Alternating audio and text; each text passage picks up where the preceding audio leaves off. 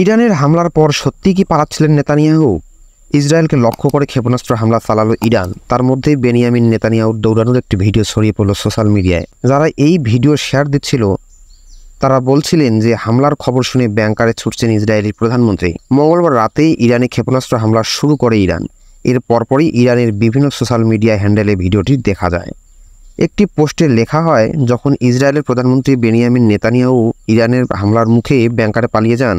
আরেকটি পোস্টে লেখা হয়, কেউ দয়া করে বেনিয়ামিন নেতানিয়াহুকে লুকানোর জায়গা দিন, বেচারা পালাতেও পারছে না। সর্বোপরি সে একটি ব্যাংকারে লুকিয়ে তার জীবন বাঁচিয়েছে। সে পালিয়ে গিয়ে ব্যাংকারে লুকিয়েছিল আর দেশবাসীকে তাদের নিজেদের উপরেই ছেড়ে দিয়েছিল। ভিডিওটিকে শ্যুট করা নেতানিয়াহুকে একটি করিডোর দিয়ে দৌড়াতে দেখা যায়। তার পাশে আরেকজন ছিল। তবে ভিডিওটির সত্যতা যাচাই করে ভারতীয় সংবাদ মাধ্যম এনডিটিভি বলেছে, ভিডিওটি এখনকার নয়, এটি 3 বছর পুরনো।